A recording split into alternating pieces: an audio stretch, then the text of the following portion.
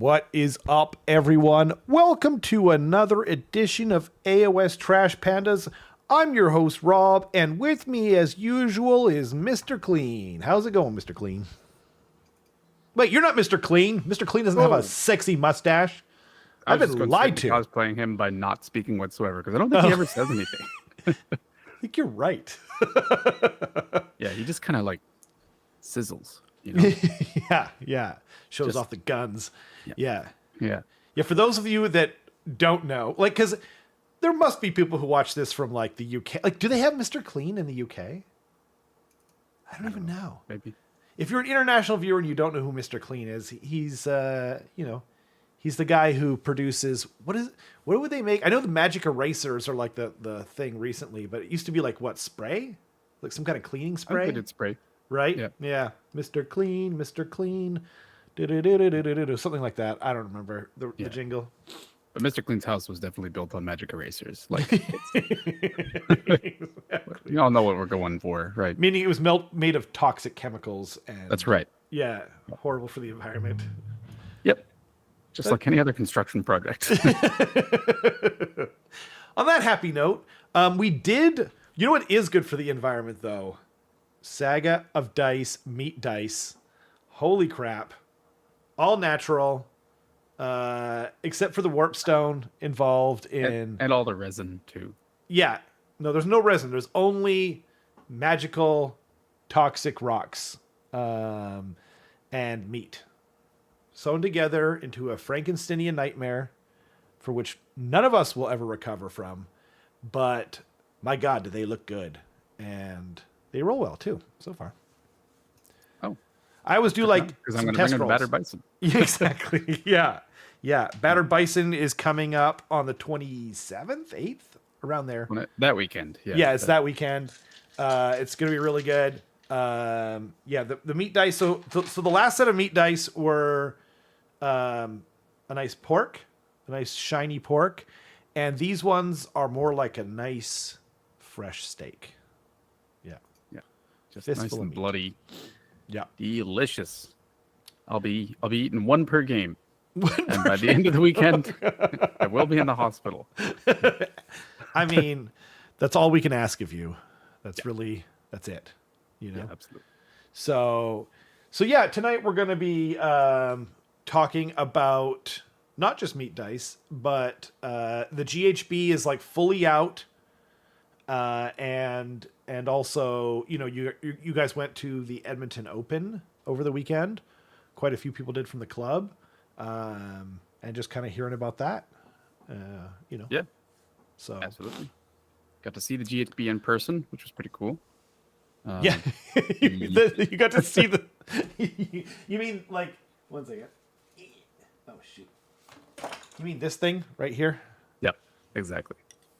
That's right. That invisible thing in your hand. Yep. Yeah, it's quantum leaping into another dimension. The only thing is that so Kenrick bought his at the GW Open. Yeah. Okay. However, he bought the French version. So what? Yeah. So no way. We were like waiting for the plane. He's like, check it out, and like he gives it to me. I'm like, oh cool, and I open it and I just see like French, obviously. And I'm like, yeah. And he goes to the bathroom like, as I'm looking at it, and I'm like, oh no. God dang it! I know he was like disappointed with the markers, but he didn't even tell me that. Oh jeez. Yeah. Is he going to return the markers are a little... Can he return it? I don't know. Maybe he'll email them or something like that. But I know he already redeemed the code, so... Oh, wait, but then is it in French? No. Okay, because whatever you use the app for. Yeah. That's an interesting life hack, maybe. Like, you have some friend in another country, and he's like, I don't use the code. You could just use it, I guess. Yeah. Huh. Yeah, absolutely. Oh, man. Do that? Wait, did he use the code before he like looked at the GHB? No. Oh, he just was like, whatever. He's like, whatever, I'll deal with it, kind of thing. And then, dang. I know he was talking about maybe like if taking French, like LP in our club, yeah, taking French. Yeah, he was thinking about that anyway. LP in our club, what he might do is just like if LP buys an English version, then they just swap. Perfect. But we'll see how that goes. Also, hello to everyone in the chat. I see Sigmar Scotty. It's good to see you. Visibly Riley, Matthew S, Big Ron. Thanks for joining us. Yeah, we Good to see all you appreciate guys. you. Yeah. The official dice of Burger Lust. Yeah. Yes. Yeah. The official dice of Burger Lust. Carson's official dice now. He's going to put them in his underwear at all times. That's right. Yep. And I'll just jump up and down and as they fall out of my pant legs. That'll be my attack roll. That's your dice tower. You know, your pants. I like it. I thought they were supposed to be red, not brown. Gross. Moving right along. Things were super busy today. So I actually didn't even get the the silly. Did anyone see the rumor engine? This is the first time I've ever forgotten the rumor engine. Was there a rumor engine? There was. It looks mechanical, even from the silhouette. What is that thing? Is that like a stoplight? Like a 4-way stoplight? It looks pretty 40K though. Oh, no one's seeing this. I don't know. Oh yeah, because I've got the what's you call it? The dice are blocking the way. Bam. Oh look, another thing of dice. Okay, there it is. There it is. Yeah, it seems like it's 40K. Like even if it wasn't like from just like the bottom bit, like the little what looks like the plumbing hose, you know what I mean? Like a what they call it, the shop vac hose, you know? Yeah. Dice in the way. Sorry guys. There's also the delay. Forgot. I'm used to just being whatever is, you know, here on this side of the screen. Anyway, you're probably seeing it now. Yeah. Yeah, whatever that is not AoS. So probably not. So who cares? I guess it could be Horus Heresy as well. Yeah, it could be. Or it looks sort of primitive, you know? Yeah, that's true. Simple, chunky, still sci-fi. Still sci-fi. It looks small as well. So, yeah, not very interesting. Anyway, what do you call them? For Old World, what are they called again? I know this. I know it. The thing that they just said is coming out soon on Sunday. The Sunday preview was of Cathay. Cathay, thank you. Yeah. And I was talking to another friend of ours named Rob, and he was saying he's going to use the big giant statue guys as Sons of Behemoth, which seems like a cool idea. Yeah, I think a lot of people are going to do that. Those things are awesome. They are. I think a lot of people are going to use Cathay as Cities of Sigmar too, which is also really cool and a great idea. And then I saw that they said, like, originally they said, like, could only be around for a little while, you know, like, because it's the Old World. And then they had to correct it and everyone's freaking out. Like, this brand new plastic army is, like, only going to be available, like, Old World stuff. Like, are you out of your goddamn mind? And then they were like, sorry, that was, our mistake. So, yeah, that's good news. So even if you don't get them right away, no need to panic. Yeah, that'd be ridiculously stupid of them to just be like, you can only buy this for a little bit, even though these are sick. And just like everyone loves them. Yeah, exactly. Yeah, soon to be the most. Yeah, thanks, guys. The Cathay pops up. It's like, yeah, that damn delay, man. It gets us both. It gets the monsters and it gets us too. I appreciate it. Yeah. That's the new KO faction terrain. A bloody stoplight. It sounds like something they would use, right? Like they're all about rules and whatever. Yeah. But yeah, so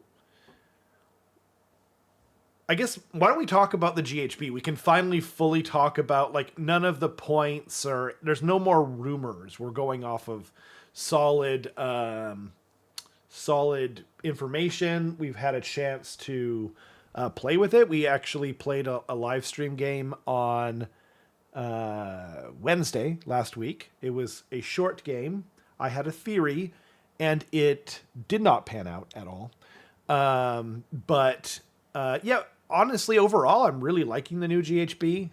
I've only lost to Carson so far, and both times were quite bad, especially the live stream game. But overall, I think it's really awesome. Like, what are your like overall thoughts on the new GHB?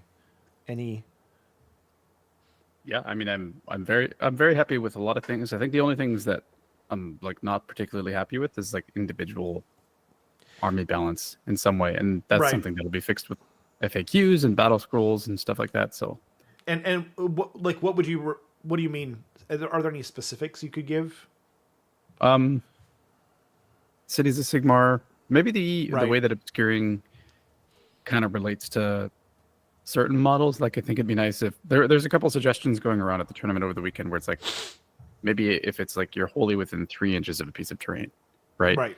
Instead of being within an inch. That way, like, it's a buff to some and debuff to others, but then you can't have like Catacross sticking like 7 inches outside of a piece of terrain. You're like, you can't see me. Sorry. That's so like, crazy. Yeah. I feel like it should be like monster or a wound characteristic of the X or more, like 10 or more, or something like that.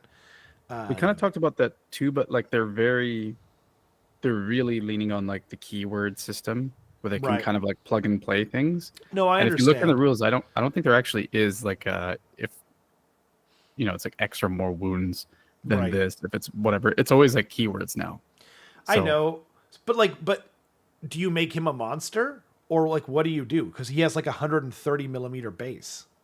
Like, that's crazy. Yeah, I mean, to be clear, I think that making an exception based on wounds is the correct thing to do. I just don't think that they will.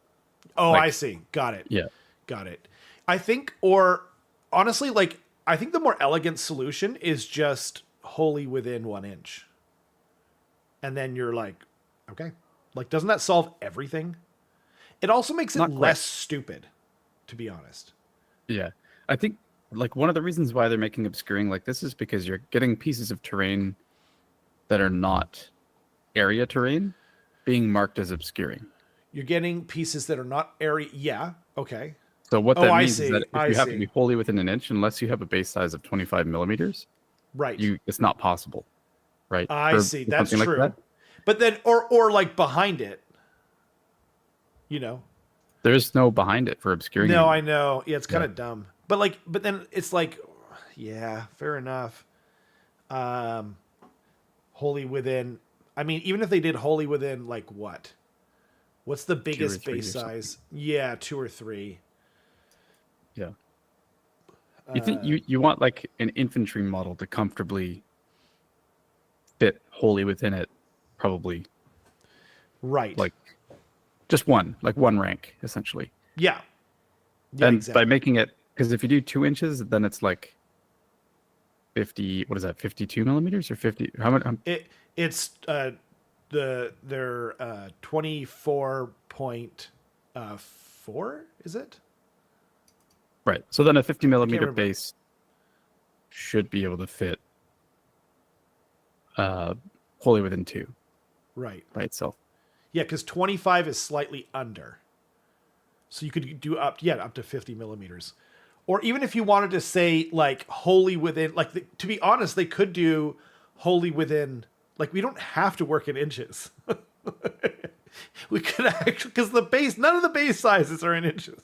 We could actually literally just say wholly within, 60 millimeters or 61 millimeters or something like that, right? 1.96. Yeah. Okay, for 50. Yeah. I mean, and then it just becomes a question of do we want, like, what do you call monstrous infantry, like Storm Fiends to be able to get cover. Right. Actually, it's not even that. It's like, are they going to... Oh, no, from in front of a wall, it would be then. It kind of goes back to your original point about walls versus area terrain. Yeah. So I think like there's a little bit of wonkiness there.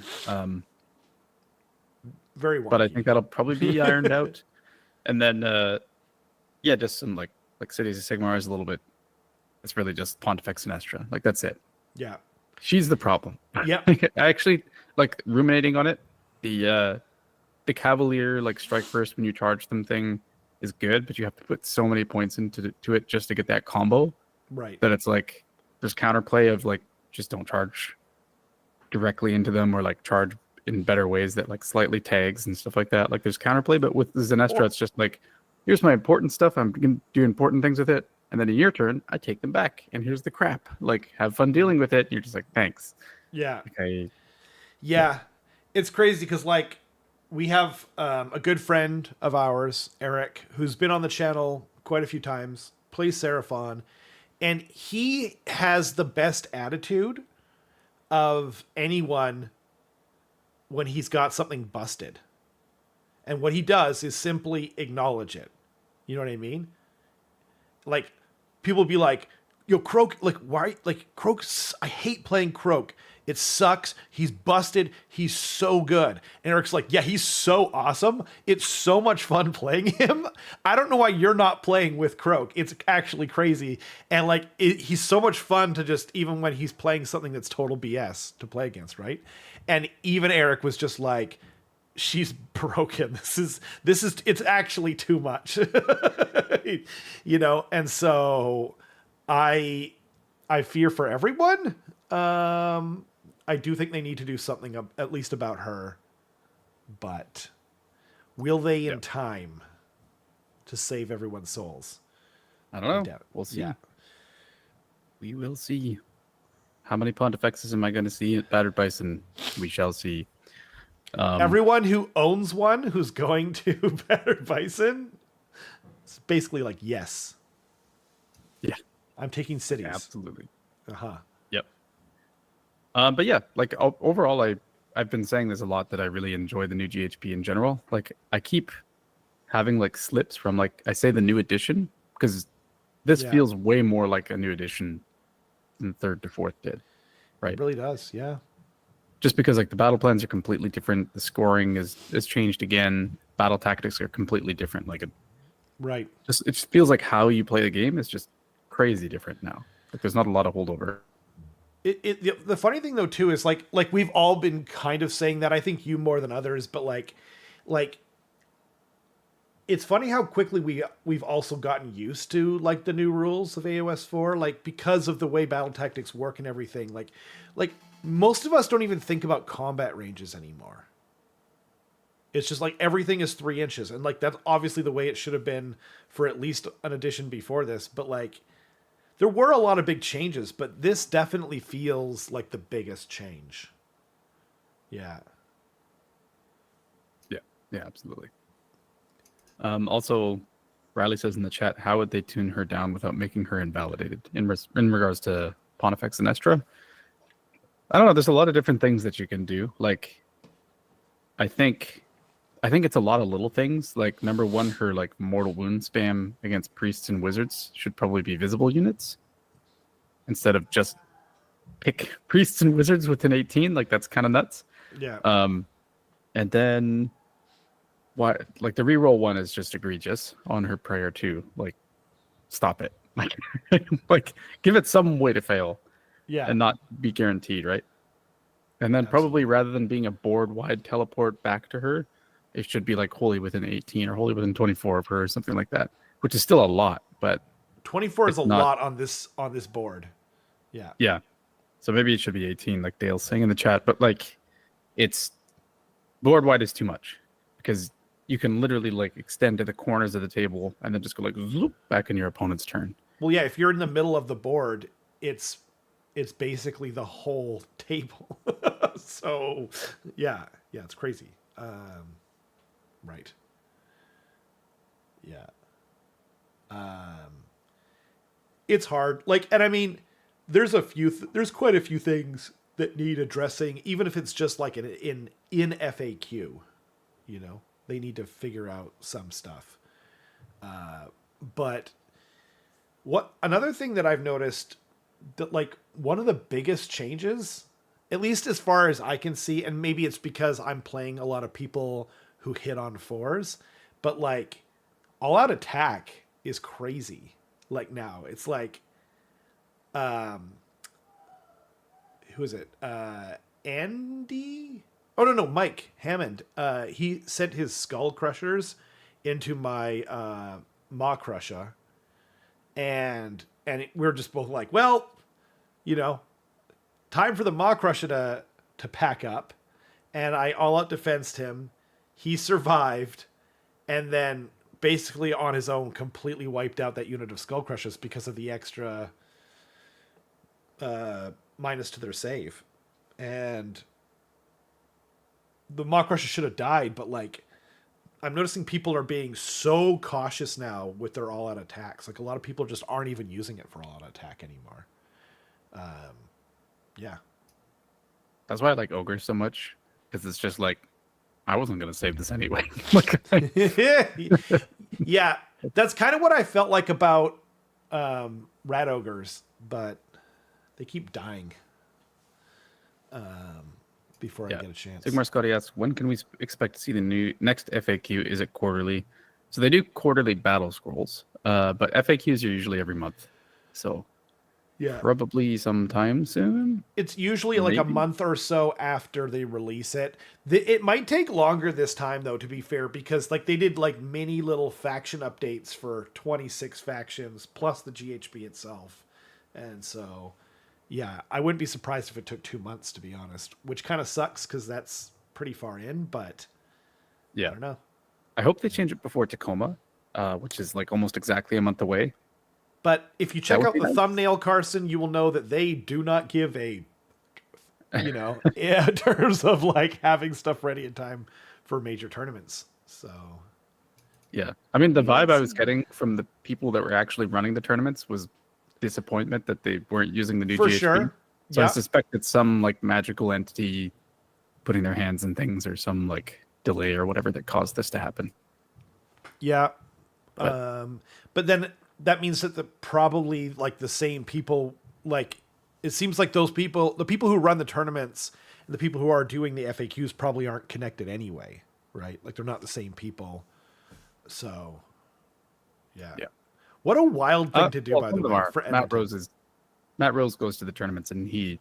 Okay, that's fair. That's fair. Yeah, hopefully, if this reaches him, like I understand. Like when is Tacoma? July 17th? Something like mid-July? Yep. Yeah, mid-July. So July 18th, 19th, and 20th. 19th. So like we're talking like barely a month away. I mean, hopefully, like even if they're gonna do like another bigger patch, hopefully they do like an emergency patch, like, oh, this, like the whole, like we basically killed shooting or whatever, people are saying, and Zenestra and like that kind of thing. Like maybe there'll be something, right? But yeah, we'll see what happens. Interesting. They did do it before with Night Haunt, like after AoS 4 came out. They were just kind of like, whoa, Night Haunt, okay, like here's something for now. Like it. No, and that's fine. Like honestly, like even if they're gonna touch on Zenestra again, just something. You know what I mean? Otherwise, it's gonna be an old lady festival out there. Yeah. And if you're into that thing, hey. Sorry. Yeah. Saul says they'll announce the FAQ right before the first round of Tacoma. Sounds good. It's a date. Yeah. They're like, by the way, here you go. Have fun. And all the city's players are like, nah. Yeah, exactly. What happened to my old lady? Yeah. But yeah, I guess we can. Do you want to talk about Edmonton? The big open? We can certainly do that. It was the first Canadian Open, which was a lot of fun. I think, unless they did it in fantasy, but like this is the first Canadian Open that involved Age of Sigmar, which gets more and more specific as I add tactics. Yeah, yeah, that's true. I mean, I don't think they've ever done an Open for 40K either, though, right? In Canada? I have no idea. Yeah, I'm not sure. Cool. I have no idea, but no, it turned out pretty well. There was about 80 people there, which I think was like, what did Dallas have? Like 60 something, 62 or something like that. So it's cool to see that, in the northernmost city of Canada, more people are willing to show up than Dallas, which is pretty cool. I'm interested to see what Tacoma's going to be. True. If it's going to be more or somewhere in between or less. I also think that Whitehorse and a few other cities might take umbrage with northernmost city, but city is a generous term for Whitehorse. Like capital or like, yeah, I don't know. Well, they're a territory, I almost said they're not even, I don't even really know. They're not even a province. Like, what do they even matter for? Yeah. Yukon and province or a territory? No, it's a territory. Yeah. Okay. Yukon, Northwest, and none of it. I'll have none of it. It is a territory. So yeah.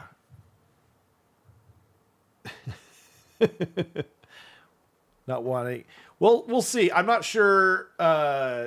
Tacoma isn't far for us, but there's also like, I mean, I'm not sure because so Edmonton Open, I think they would have had a lot more players if they'd had used the new GHB.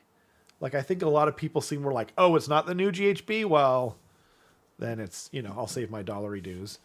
I think there would have been like maximum 10 more players. Probably. Oh, really? Like that was what they were capped out at?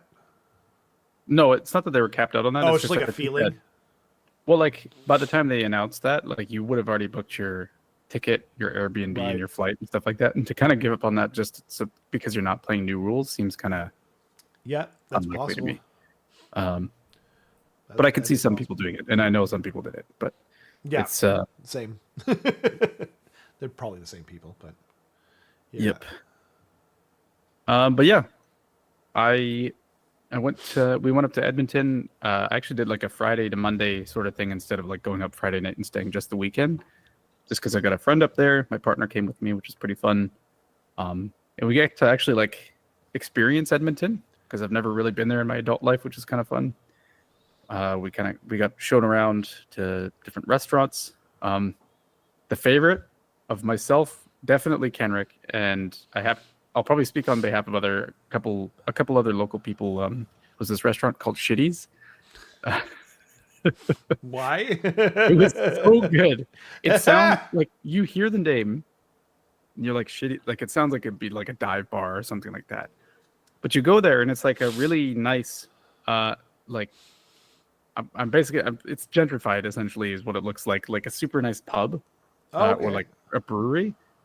But inside, it kind of has like a diner aesthetic from like a Tarantino movie, and they're just like playing like 70s bowling tournaments on the TVs, and it's all like square perspective and stuff like that. Like the aesthetic is 100% on point.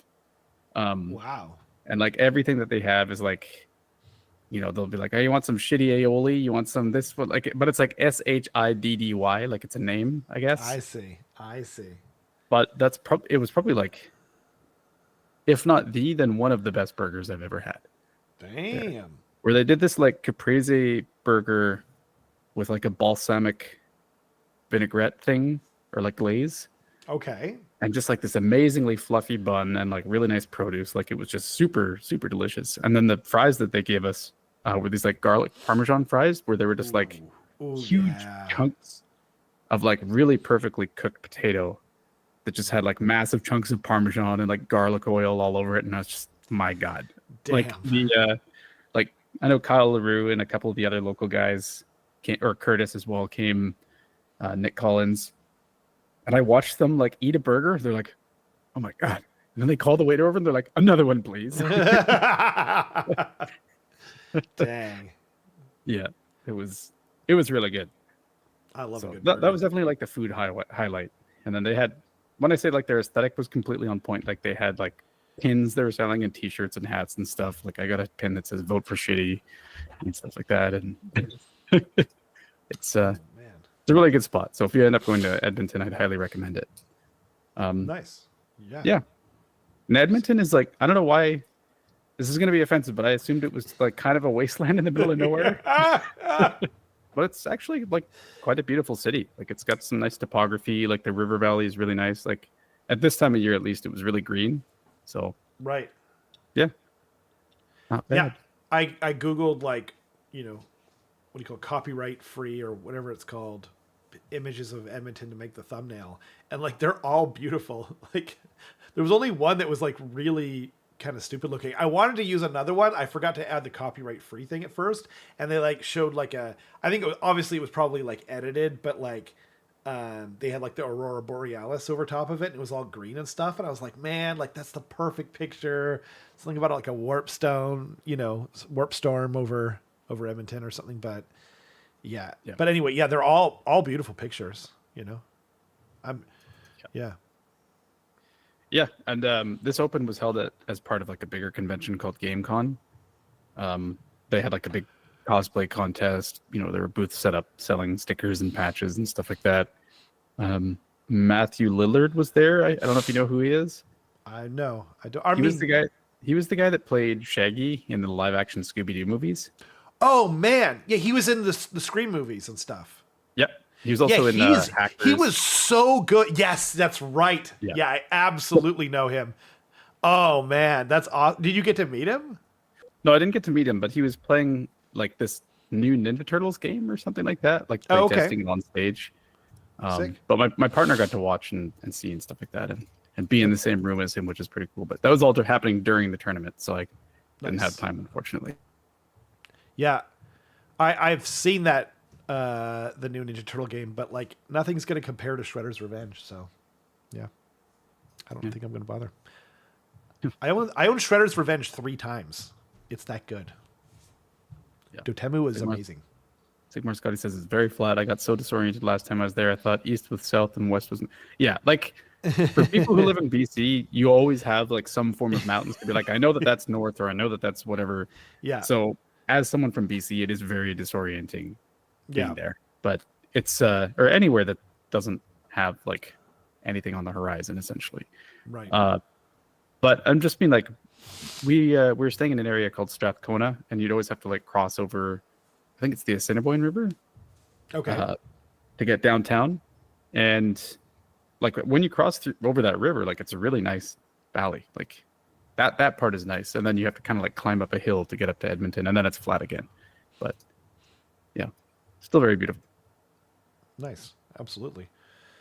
Yeah, we are pretty lucky here. It's like the ocean is west, the mountains are north. You can like from my place, you can see Mount Baker.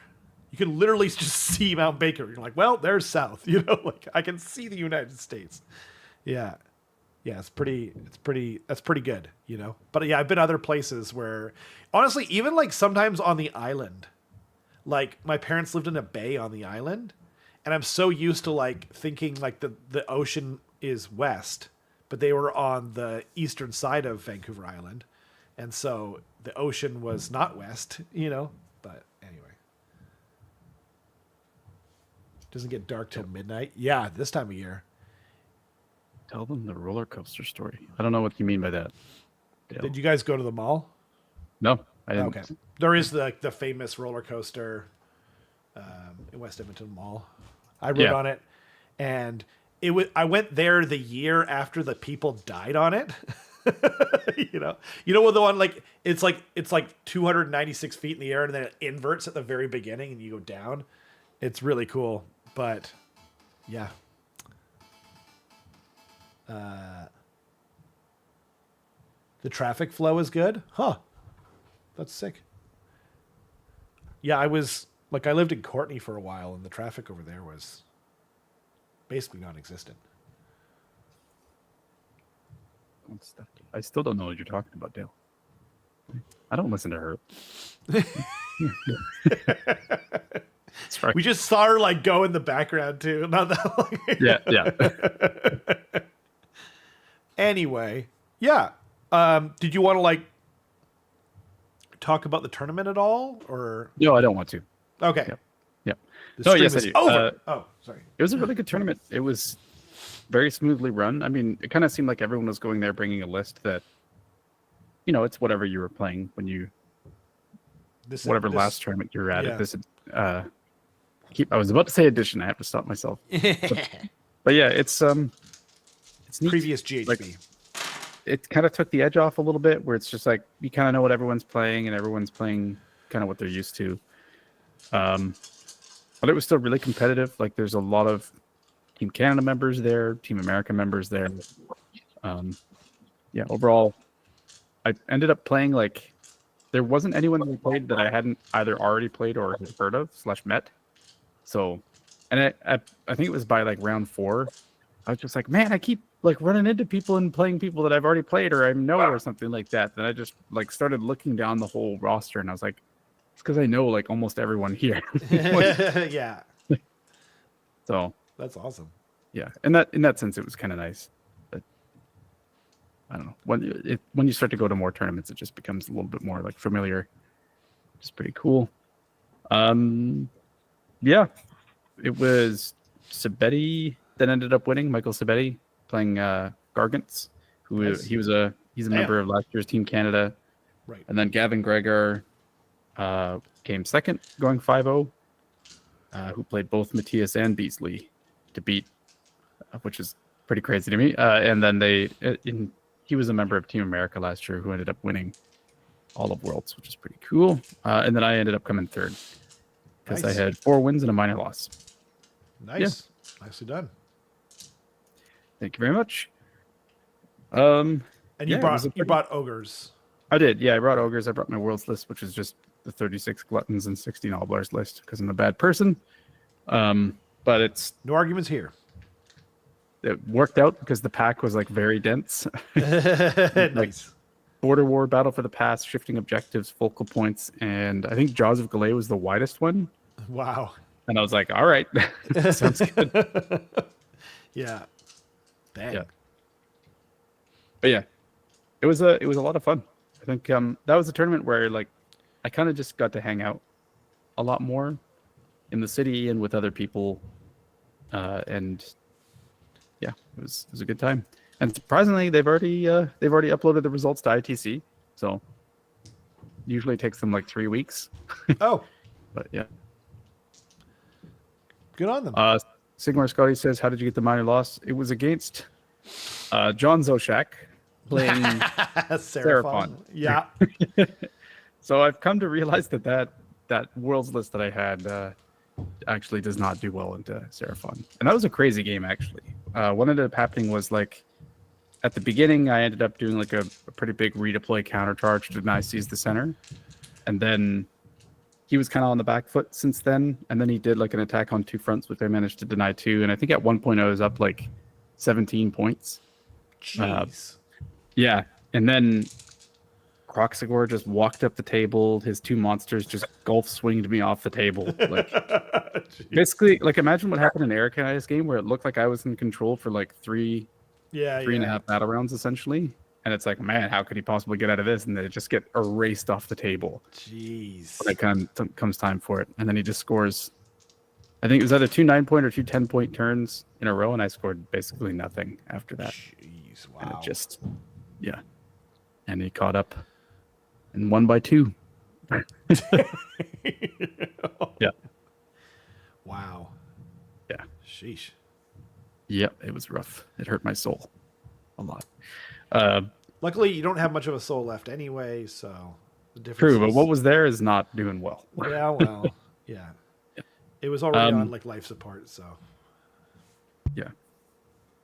But yeah, that was the one loss, and then the other games were pretty big wins. I got to play. So my first game was against James, who's one of the James Hogsman, which is one of the Saskatchewan guys, like in Dom Elson's club. He played like 12 long strikes, which was kind of, yeah, that was scary. And then in that game, I did probably the dirtiest thing I've ever done in a game of Warhammer, where I was like about to do like some things, like save some CP for redeploy or like a counter, sorry, not a counter charge, for like a all out attack, all out defense, that sort of stuff. But then I was just like, those Noblars are 9 inches away from those long strikes you just plop down. Oh.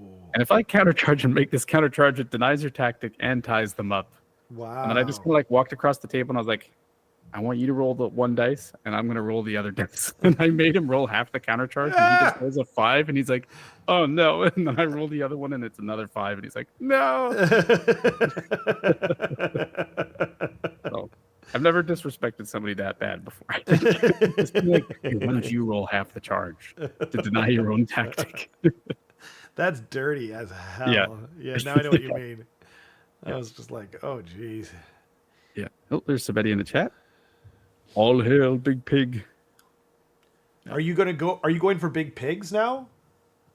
Somebody, so he brought Gargants and Big Pigs, the Hurtland Hogs. Oh, got it. Okay. I didn't realize that, so I was like, is that the new? I didn't hear that anything. People were wowed by big pigs in the new GHB, but I think in his game, a big pig like spiked Usharon dead. Oh, really? Dang, that's some good rolling, right? Yeah, that's like obviously a pretty big turning point. Yeah. Wow. Huh. Yep. And then my round 2 was against Ricky Fisher. He was playing. He played like a Doom Diver catapult, Boeing Grot Powders, and a bunch of frogs, and I murdered him. I'm sorry, Ricky. I also technically, I didn't cheat, but I basically what happened was like. Why'd you say it? What happened was that the people next to us were just like, okay, we're playing Battle for the Pass, and I looked over and I saw them doing it. Had the cards up for Battle for the Pass and stuff like that. Ricky shows up at the table. I set up for Battle for the Pass. We play the whole game, and then I realized. So after the game, I'm talking to Matt. I'm like, "What's the next round?" They're like, "Battle for the Pass." And I'm like, "What? We just did Battle for the Pass." They're like, "No," and it turns out, yeah, we played the wrong battle plan. It was supposed to be Border War, so it's still like the 4 objectives. It's just like flipped essentially. I see. But yeah, I felt really bad, so I went up to Ricky and I was like, "I can adjust the score. Like we can do whatever you want. It's totally fine." Then he said no, and then Gareth came over because he heard about it, and he's just like, "It's not any one player's responsibility That's to like true. make sure you're playing." That's true. Like you technically played a whole game, right? Like both players have to. Like if it was me saying like we're playing Battle for the Past or that's it, then it would have been something different. But it was just like a mistake, and the other player didn't check essentially. So right, and I'm assuming the other people also played the wrong one. Yeah. Yeah, that's why you never copy people's tests, right? Yep. Don't cheat.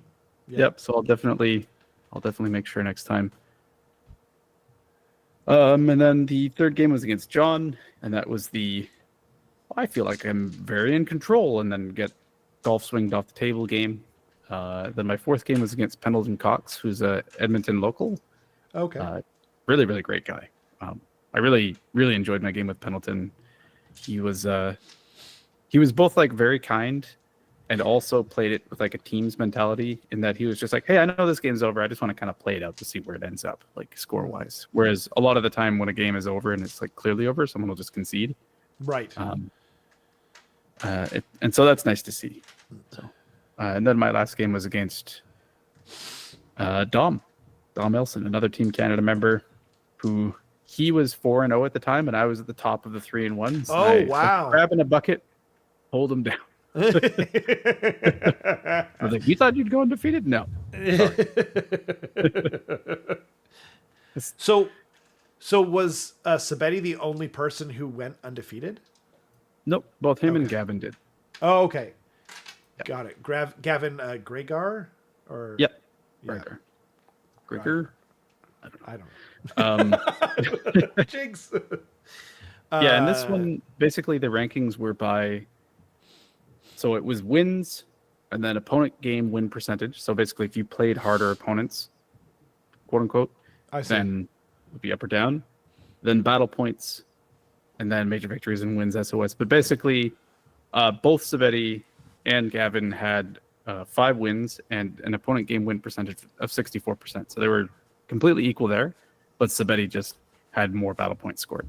So, yeah, makes just sense. Barely squeaked it out.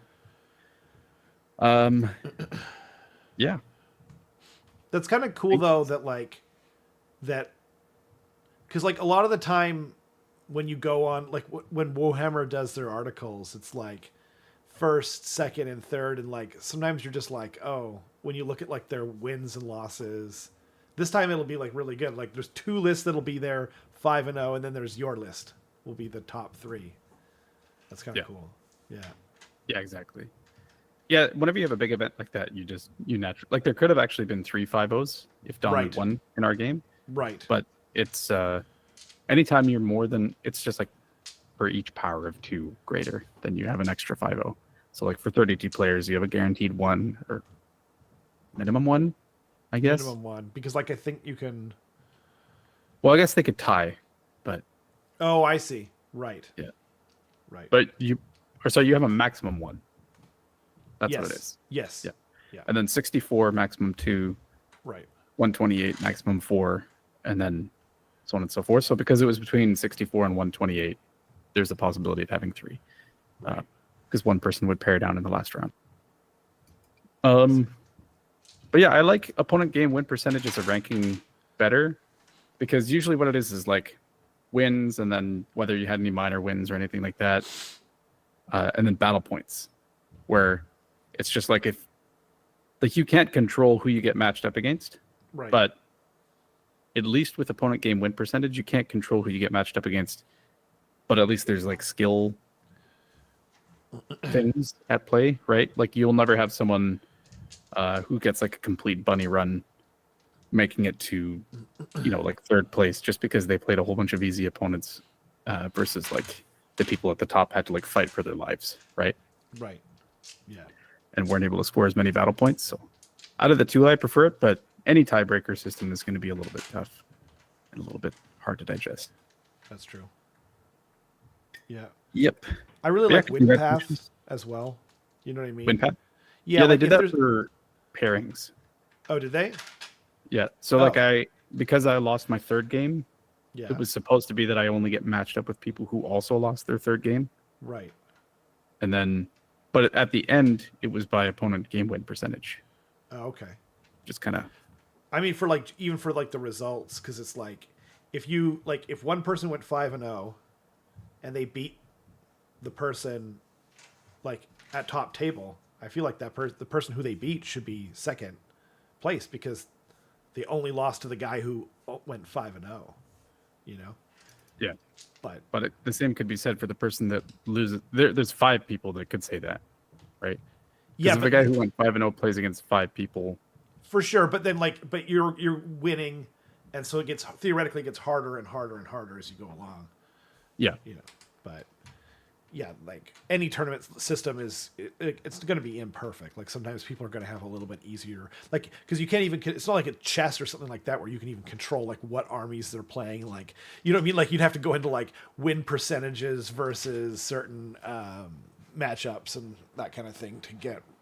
And then there's, like people's Evo or something like that, which I don't really like in dice games, but yeah, it is what it is, I mean, do any of us really want this to become like a professional sport? I don't think so. Yeah. No. I think that would ruin the game. So, yeah. It's all about bragging rights anyway. Yep, exactly. But yeah, and it was dice. And meat. Ooh, delicious meat dice. Got him in his hand. Oh yeah. I just took those pictures, by the way, like right before the stream started. Like I was, panic taking pictures. But usually I usually have to put like a little water on them and then like dry them off, because they look like, only in the pictures they look kind of dusty. But these ones didn't. Yeah. Dimensional Cascade, who I can only assume is Ricky Fisher, is saying, "What kind of trash is Carson talking about me now?" Yeah. All of it. Yeah. Warhammer Olympics. Yes. Yeah, it was a fun time. Do we want to go through the pictures? Sure. Oh, right, the pictures. As I said, I was... Did you send me pictures, or are you just talking about the ones that Kenrick sent? Just the ones that Kenrick sent. Okay. Might as well. I can kind of explain what each one is. Oops. They're definitely not in order. Okay. But we can go through them. There we go. And we got this handsome... Oops. I still got the dice up. There we go.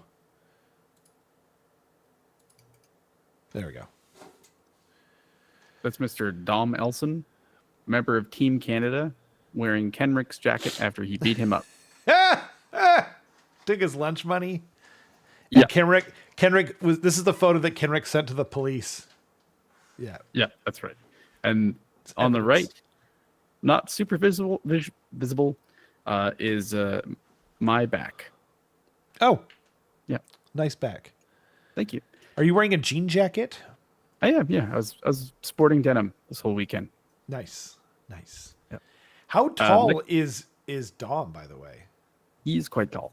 Yeah, he must be, because like Kenrick's not he's not a short individual, and that jacket does not fit him at all.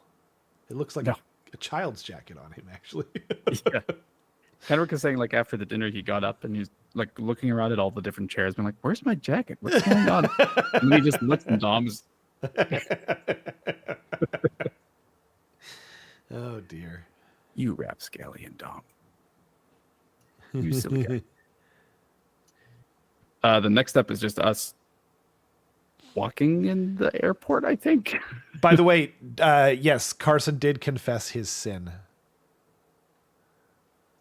I did. Yeah. Ricky was asking in the chat. Risky Fisher. risky business in the chat. Yeah. Yeah. Oh no, that's the convention. Yeah. So that's us. Top left, you can see my partner Steph. I didn't even notice you like looking down. You completely blended in there. Just some tourist. Yeah, like, huh? Yeah. I figured out. It's Steph, Patrick, Dale, myself, Kenrick, and Matthias. Nice. And then next photo. Carson meets the fries. Those are, so that's Shitties. If you see in the top right, you can see the nice, the kind of little the branding they got. And those are the fries that I was talking about, where they're just like really big chunky potatoes, and there's the shitty aioli. It's really good. Their like signs and stuff totally remind me of like 1980s A&W. You know? Yeah. I like it. Yeah. Absolutely. Or actually maybe it's 70s A&W that I'm thinking of. I wouldn't know. I wasn't alive in the 70s at all, so I only remember 80s, but yeah. It's kind of what it reminds me of. Anyway, they look delicious. Aw. Super good. Oh yeah, me and Steph. And then after that is a picture of something. The hag. I don't know what that is. Maybe it's like a mangler. It's a colossal squig next to a what's it called? Hag. I can't remember. It's the troll hag shaman lady. I'm assuming this is Ricky Fisher's. Right? No, that's not Ricky's. Oh, okay. This is something else. I think there's a bigger picture of it next, which kind of shows the whole army. Oh, yeah. I'm nice. Not sure whose this is, actually. Man, beautiful paint job, though. Like, that Loon Shrine is one of the coolest I've ever seen.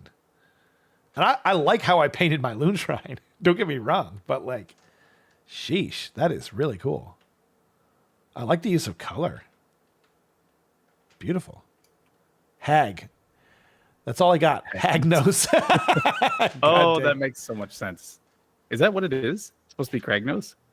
I'm assuming, because neither one of those models has been legal for a while.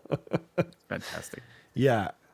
Fellwater Hag. Thank you. Oh, man, that was going to drive me crazy. I was like, Hag is in there. Appreciate it. Or Trogoth Hag. That's what it was in AoS. And then I think Fellwater Hag was from Fantasy. Correct me if I'm wrong in the chat. Yeah. Yep. And then behind this one, to the very upper right, you can see the back of Ricky's display board. To the right? I think that's the only photo. Yeah, if you look on the right. Okay. Then it like all blurry and stuff? Oh, no. I see it on the far right there. Oh, wow. Oh, wow. Love it. And I think that's the only photo of Ricky's stuff that... Ricky's stuff is beautiful too, which we've seen many a time. But yeah, super nice. Next photo, I think, is a close-up of Matt's new display board with some of his Scaldior's Chosen Zeech. Yo, I love that basing that matches the pink goo, the bubblegum the wet bubble gum that's going around here. Like that looks amazing. It looks so good. Yeah, it's really cool. It's really really weird looking, but I like it. I mean, it's very Titsnitchian. So yeah. And next up is just another angle of it. I think he's rocking the runic bases from Green Stuff World. I think it's the same ones I have. But nice, very nice. Yep. I like. And then after that is the zoomed out picture of his whole display board, which is wow. Don't know how he got that to Edmonton, or no. I know how he had this like massive box, but crazy. Both Ricky and Matt are kind of crazy when it comes to like shipping this stuff because they will literally buy like a huge cardboard box, like pack it super tightly, and then just oversized baggage it every time. Really? Huh. Yeah. That makes sense. Well, is this the Lord of Change here in the middle? No, I think that's a Ravenex Gnashing Jaws. Oh. Huh. I think. Did he make this? Like, how was he? Something else. What's that? Yeah, that's a conversion for sure. Oh, okay. I don't know what that is. Because like it's a GW tournament, so they're pretty strict about that stuff. Like I can see over here, we've got like some kind of Marathi conversion for what may or may not be a Myrmidon. I'm not really sure, but wow, beautiful, really cool. I like it. Okay.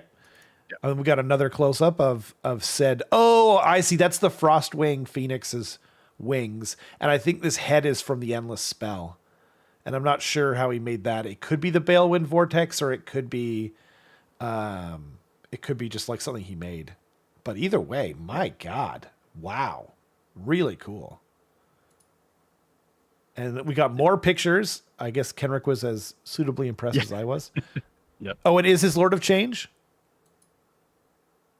But the Lord of Change is on a round base, and this is an oval. I think he was saying that's his Jaws. Like that. Oh, that's the Jaws. Oh, I see. And then his Lord of Change is maybe this thing on the right here. That's a cool Lord of Change too. So, yeah, you'll get no complaints from me. And then, wow, Dan Kenrick went all out taking pictures. Okay, now we're on to a burger. Yes, that's the burger from Chili's that we were talking about, where it had like the balsamic on it. Ooh, just looks so good. It looks really good. Yeah. After that is the outside of Shitties. Very nice. Very nice. Very nice. Yeah. And after that was a really cool army. Ooh, who's this by? This might have been by Kendall from the Winnipeg area, I think. Okay. If I'm not mistaken. But it was like this really cool like rainbow / I don't know how to. It's almost like shimmering. You can see it, but like in person it looks much better, I think. Where just like everything is just like really shimmery and rainbowy, and it's a really cool take on ogres. Neat. And it's got these feathers that are kind of like, these different colors.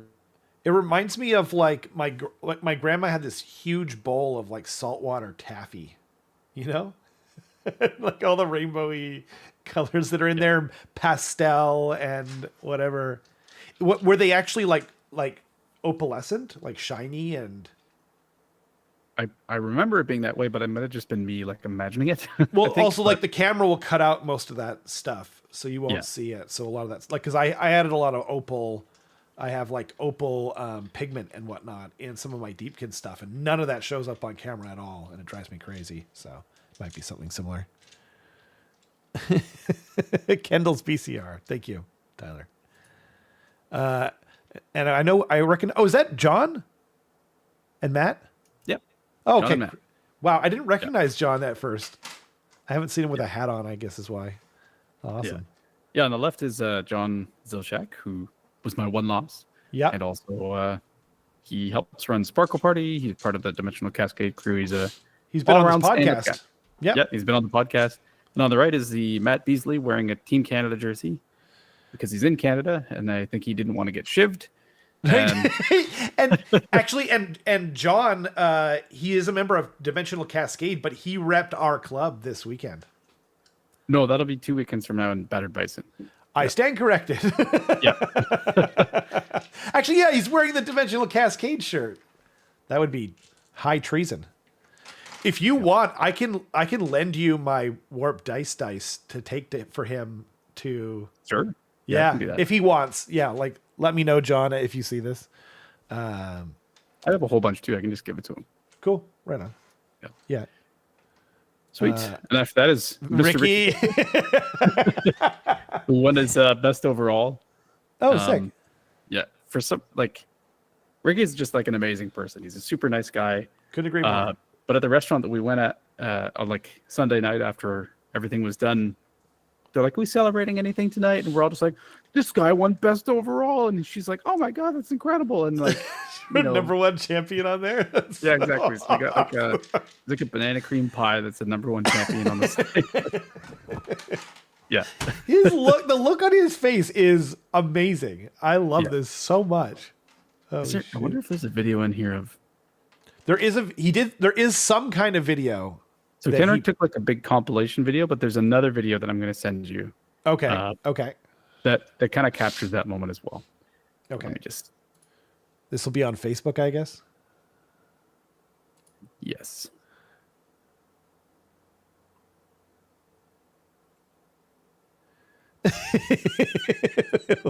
I just saw that picture you sent me.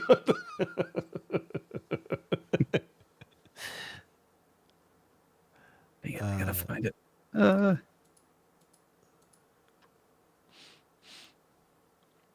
mean, I'm happy to just stay on this fine picture of Ricky.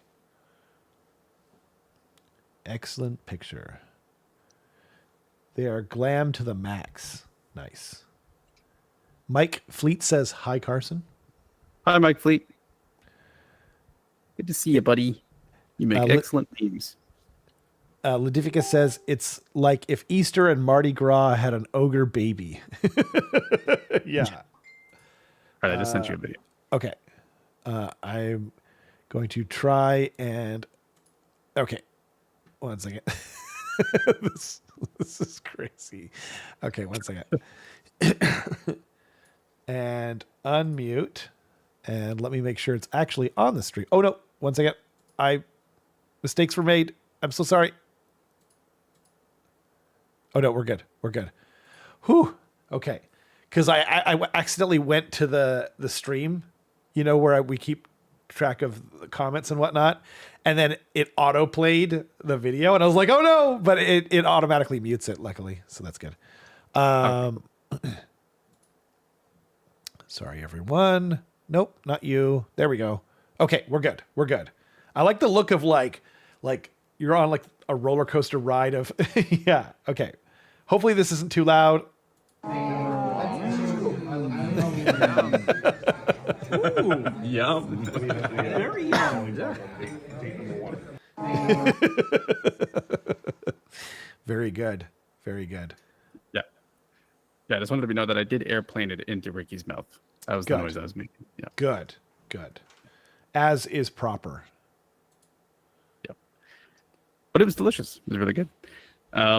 You guys should have done like the love shot thing where you both. We should have. Yeah. Yeah, but it was kind of like a little drippy, and I didn't want to get it everywhere. And based on the consistency of it, I didn't want it to look like something else. But I'm really not here for your excuses, Carson. I'm just telling you what you should have done. Okay. Yeah, you're right. You're right. You're right. Thank you. Then the next photo, if you want to do that. God dang it. This man takes the best pictures. Yeah, it's actually insane. Yeah. Oh, man. And we're all super happy for Ricky because this was so best overall and best general both got obviously a golden ticket and their flight covered. Oh, shoot. Awesome. So Ricky's going to be back. He's going back to Atlanta 3 years in a row. Hot Lana. Welcome, Hot Lana. friend. Yeah. Nice. Picture after that is for Cool Boys. Ricky says, yeah, I'm a pretty big deal around here. We know. Okay. And then, sorry, Crew Boys with Crag Nose, Dominoes. Love it. Very cool. Pretty good. Group shot at the dinner. Nice. Fun times. Nice. Dale was moving too fast for the camera to see. Yep. And then lastly, it's Kenrick outside with Nick Collins and Curtis. Because halfway through the tournament, actually almost at the exact I didn't even recognize Curtis there. Yeah. I don't know why. Oh my gosh. Almost exactly at the halfway point, the fire alarm went off. Oh. And we're all kind of like standing around being like, is this real? What's going on? It's like a huge building, right? Like massive concrete and steel building, essentially. And then the Games Workshop person was like, hey, just stick around until we find out if this is real or whatever. And then a couple minutes later, it's like, it definitely is. Let's all leave. What then, the hell? That's crazy. Yeah. So we all evacuated for like 20, 30 minutes. And I think the fire department came, and it must not have been a huge thing because whatever it was solved in like 30 minutes. And then we all kind of went back inside. That's crazy. Yeah, actually, just yesterday, it's the only other time I met someone who's been in like an actual fire, and he was down in Mexico, and like the hotel they were in, like a couple places nearby, like caught fire, and he showed me pictures. It was crazy, but yeah, I would have been out of there. I wouldn't have been waiting for them to explain, you know. Yeah. Well, I don't know. Like you look at it. It was literally like an air hangar. Like it was. Oh wow! Like you look around, like what could catch on fire in here, and that was like one of several halls, and then it's just, and the exits were like I don't know, 50 feet away or something like that go straight out into the parking lot. So the perceived sense of danger was not high. No. I mean, but it's also different. Like you know, for years after, if I smelled something burning, my whole body would sweat. But yeah, I'm not saying it's rational. I'm not saying that's what you should do. I'm just saying what I would do. Yeah. Not a bad idea. Yeah. Sorry. And who is the person on the right there? That is Nick Collins, he's one of the local Warhammer players. Yeah. No. Yeah. I like a lot of these people I know via like text message and whatnot, but I've never met them in real life. So awesome. Yeah. Yeah. And I think that was the last one. Kenrick. It is. Yep. Hey. I guess you could just like. So the video that he made was like a big compilation of all of the different stuff at the tournament. There's no sound or anything like that, but okay. If you want, we could just put it on the background while we talk about other stuff, read the comments and whatnot. Sure. Yeah, it's only 2 minutes long. Yeah. I'll put it on. Nice. Cool. But yeah, lots of fun. I'd say like really successful for the first GW Open in Canada. They should definitely be happy with the result. It was good to see everyone. Like, it was hard to walk anywhere without running into someone that I knew. And definitely in the mornings, I'd be like super tired. So I just kind of like tunnel vision to wherever I'm going. So I'm sorry if I like blew past anyone. I mean, you can't stop for everyone, you know. So. That's true. That's very true. Yeah. Yeah. Oh, and Tyler says, I'm in the background, by the way. Oh, cool. Of that last photo. Yeah. Nice. So he is. Is he? Yeah, I couldn't tell you now. Oh, wow. We're seeing the sparkly ogres again. Nice. Dang, are those Michael's Giants that were just on there? Actually, I guess you don't know because you don't know when I played it. Yeah, I don't know. Well, I don't think I've seen Michael's Giants either. Oh, really? Sabetti's? Yeah. Oh, no, it couldn't have been because there was no, what do you call them? Pigs. Are these John's Raptors here at 111? Are John's Raptors orange and blue? I don't think so. Okay. No. Where are the Giants? No, he didn't have Agrodons either. So. Oh, okay. Okay, fair enough. And yeah, I'm guessing this is not Michael's. I like how we use that terrain piece though, just as like part of his display board. That's dope. At 58, if you were wondering. Yeah.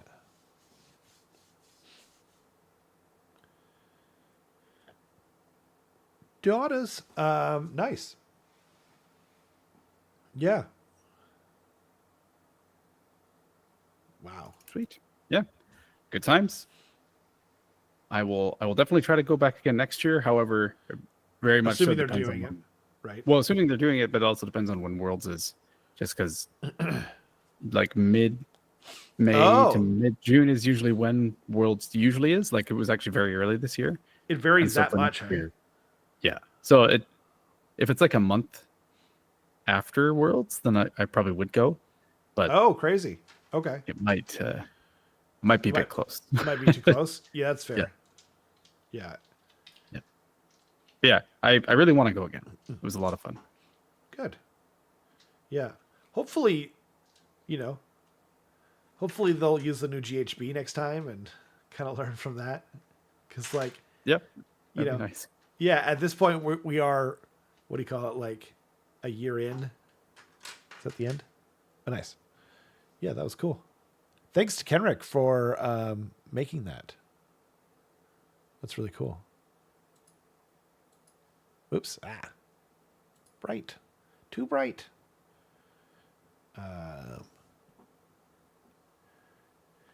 Yeah, like, so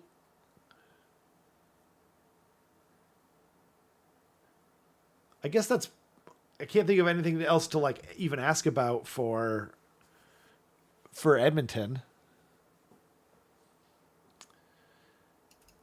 We went to like a really nice tasting menu on Friday where I'm just gonna like pull out one specific course that we had. It was 8 courses, but they had this one course where they like I guess stole a Wagyu beef cow, brought it to Canada, and then like bred it with an Albertan cow. Yep. And then with that cow, like That's served as the steaks of it. Is that okay? Yeah, like in Alberta, they have like their cows are like a mixture of Wagyu and Albertan beef there, and they're very good. Now they don't, as far as I know, they don't feed them beer and give them massages in Alberta like they do in Japan. But yeah. Yeah, that was a very good steak. That was to the point where like we went to a steakhouse on a Sunday night and I was like, these steaks are really expensive. Do I want one? And then I thought about the steak I had on Friday. I was like, no, I want that steak to be the one I remember from this trip. Yeah, that's true. Yeah, that's a good point.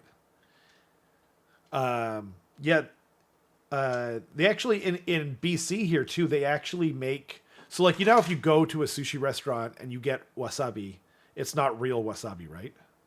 Like a lot of people, that blows their mind.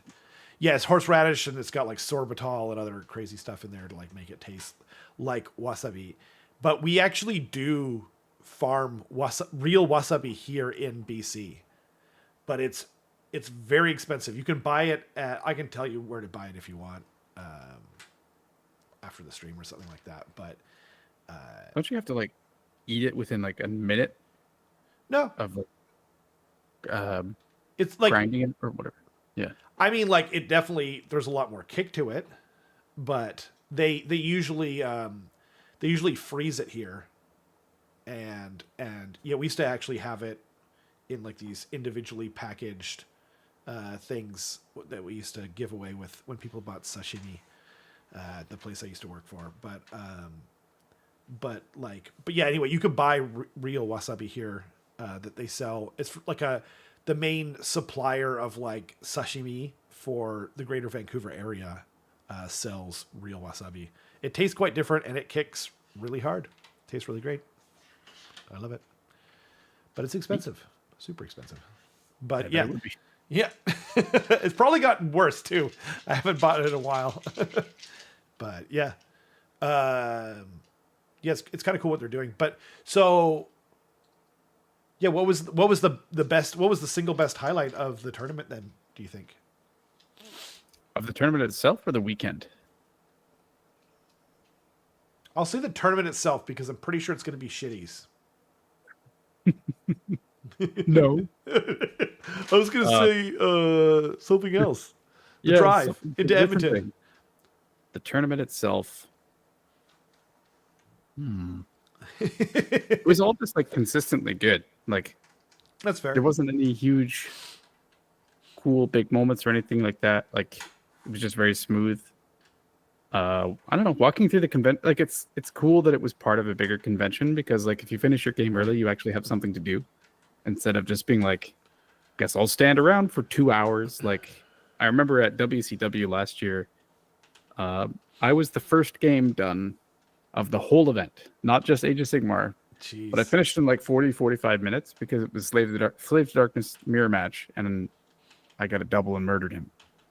And then that works. After that, I just sat around for and the rounds were 4 hours there, and I was like, I think I have like 4 or 5 hours to kill, and I'm just like here, like there's nothing to do. Whereas if I had a whole convention to just go like mess around, and that would have been awesome. So I really enjoyed that part of it, where I could just go chill anywhere, browse shops, and check out different board games and stuff like that. So I like that a lot. That was probably the highlight. Nice. Awesome. Yeah. Very good. I don't think they're ever going to try to do that like more or again, because they always want to kind of make it their own big event that they take all the profits from and stuff like that. But it was nice that it was part of a bigger con this year. Right. Yeah. That makes sense. I wonder if they'll do it at a different time next year just to make things easier with the GHB and stuff. Maybe. I don't know. Like, I could see it being like Edmonton's the last one before the new GHB. Tacoma's always the new GHB, and then that's it. Oh, yeah, maybe. It'd be nice though if they if at least they didn't host it when we knew like all the rules of the new GHB. Like it would be cool as an end cap if everyone wasn't like super excited for the new GHB and that's all everyone was talking about. But yeah, hopefully, live and learn, and yeah, that's cool. Yep, absolutely. Do they use those wacky split time devices? The new GHB gets really close to recommending clocks. Instead, they advise announcing game stages to everyone in 10 to 20 minute intervals. Really? Yeah. Huh. I mean, I saw some people using clocks. Like I had clocks in 2 of my games. Okay. But it wasn't because of GW. It was just people wanted to use clocks, and GW was like, all right. Yeah. I don't think they would have held you to it, like if someone's time ran out or something like that. But probably not telling you to take them away or anything like that. I see. Yeah, I don't really, like I'm not playing in tournaments and stuff like that, but I think they seem fine to me. Yep. It was a really chill tournament. Like, I don't think there were any like huge rules things. Like, the only time, like, I called a judge once, not because I was like, I was actually with Ricky because he was using the new Doom Diver catapult and he was explaining to me how it works. I was like, oh, that's crazy. And anytime someone explains something to me and I read it and I like can't figure it out for myself, I like to hear a third perspective that's like objective and like just explains like this is why blah blah blah blah blah. And I'm like, oh, cool. And then that's it. So that's the only time I knew of a judge being called. Is me calling it on my dear friend Ricky Fisher, despite me cheating him on the battle plan in the first place. Yeah. It's like whenever you re-roll a hit roll or whatever, then you lose a pip of rend, right? Yeah, but the way it works is for each time you do it. So let's say you roll. Yeah. So you're technically supposed to slow roll it. And what happens is you roll, and for the first one, let's say you hit, that one is on rend 3. Then the next one, you roll, and if you miss, I see. Now that one and the ones following it are on rend 2 if you re-roll it. Right. And then you keep going that way. So you end up with this weird thing where it's just like, this one's rend 3, this one's rend 2, and these 2 are rend nothing or something because you re-rolled both of them maybe. I see. Or re-rolled one. Wait. Yeah. Well, anyway. It has like 4 shots or something, right? Yeah, exactly. So it's really easy to resolve it. And it's actually kind of cool now that I understand it. It's really cool. Yeah. But it was just one of those things where it's like the ability itself doesn't explain it. It's that you have to read how like the attack sequence works and like fully put that together. And I was like, oh, interesting. Right. So yeah. That was neat. I like that. Yeah. I like it a lot. The Doom Diver is so sick. I'm glad they finally have something cool to shoot with. Yeah. Ricky's Doom Diver is really cool too. It's like a big squig like spitting out it's squig. The old squig Gaba from Forge World. Perfect. Yeah. I was going to say like they should actually bring that back, but yeah, that's even cooler. They converted it. I've got one somewhere actually. So, yeah. Very cool. But yeah, that's the event. Next, I came to a realization when I got home yesterday that I was like, in like a week and a half, I'm going to be going to Winnipeg for another tournament. So it's pretty packed. Yeah. But I'm excited to see all the Winnipeg guys again in the Saskatchewan. And basically, like everyone from the prairies goes to Battered Bison. As they should.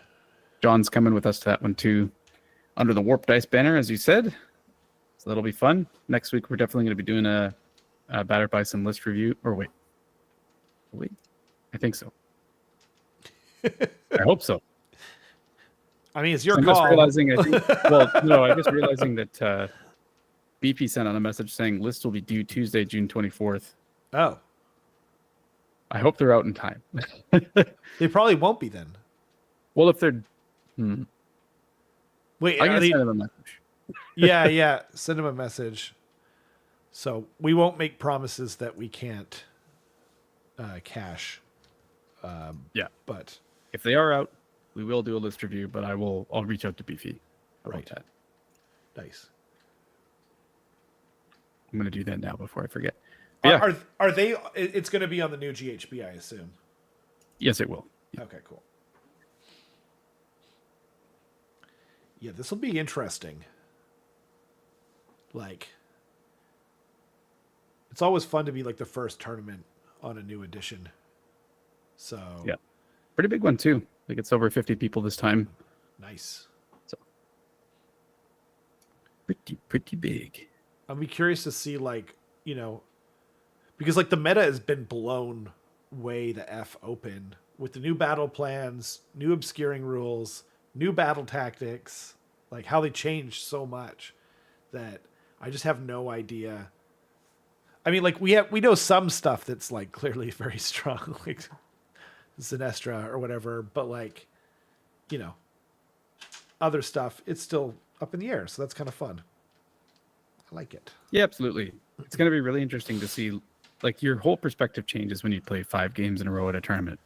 That's true. Being like, oh, this battle plan is actually really bad for my list. I didn't realize that. And, these tactics don't end up working out most of the time, and everything gets ironed out really, really quickly. As opposed to, like, right now everyone's kind of playing like a game every couple days or every week or two or something like that. Yeah. And it's hard to really come to conclusions when you're playing at that pace. That's true. Seeing it at a tournament is like a fast track. Right. Yeah. And like it forces you to design a list, like a take all comers list as well. So like, because if you play one game, you might play one game and you'll go into like a good matchup, and then you'll play a game with another army and go into another good matchup, or vice versa, like bad matchup.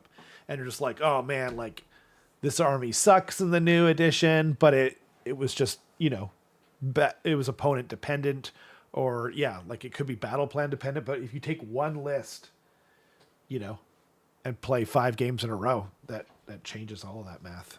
So yeah, exactly.